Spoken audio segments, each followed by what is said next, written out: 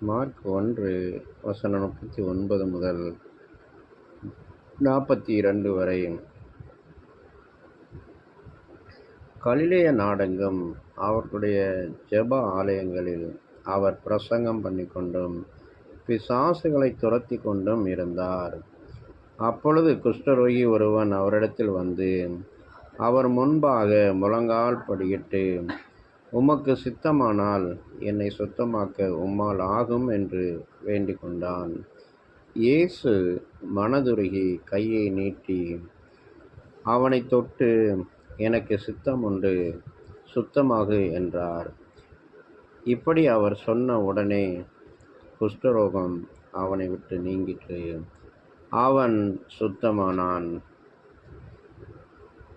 கலிலேய நாடெங்கும் ஆண்டவராகிய இயேசு கிறிஸ்து ஜெப ஆலயங்களில் அவர் பிரசங்கம் பண்ணி கொண்டு வந்தார். பிசாசுகளை துரத்தி கொண்டும் அவர் இருந்தார்.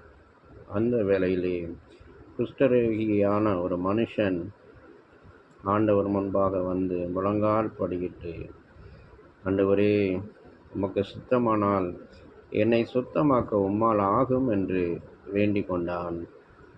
அவன் வேண்டிக் கொண்டதை ஆண்டவர் ஏற்றுக்கொண்டு அவன் மேல் மனதுருகி, உன் கையை நீட்டு என்றார். அவன் நீட்டினான். அப்பொழுது இயேசு அவனை தொட்டு, எனக்கு சித்தம் உண்டு, சுத்தமாக என்றார். அவன் வேண்டிக் கொண்டது, ஆண்டவரே, உமக்கு சித்தமானால் என்னை சுத்தமாக்கும் என்று ஆண்டவரிடத்தில் மன்றாடினான். அவர் மன்றாட்டை கேட்கிற ஒரு தேவன். அவன் கையை நீட்டும்படி சொன்னார். அவன் கையை நீட்டின பொழுது ஆண்டவர், எனக்கு சித்தம் உண்டு, நீ சுத்தமாக என்று சொல்லி சுத்தமாக்கினதை நாம் பார்க்கிறோம். குஷ்டரோகம் அவனை விட்டு நீங்கிற்று. அவன் சுத்தமானான். உண்மையாகவே ஆண்டவர் ஒவ்வொருவரையும் நேசிக்கிறவர். எந்த காரியத்தில் ஆகிலும் ஆண்டவர் அவர் அற்புதம் செய்கிறவர். அவரை வேண்டிக் கொள்ளுகிற அவருடைய பிள்ளைகளுக்கு அவருடைய சமூகத்தில் அவருடைய பாதத்தில் நாம் வைக்கிற ஒவ்வொரு ஜெபத்திற்கும் ஆண்டவர் பதில் கொடுக்க அவர் வல்லமையுள்ளவராக இருக்கிறார். நாம் அவரிடத்தில் வேண்டிக் கொள்ள வேண்டும்.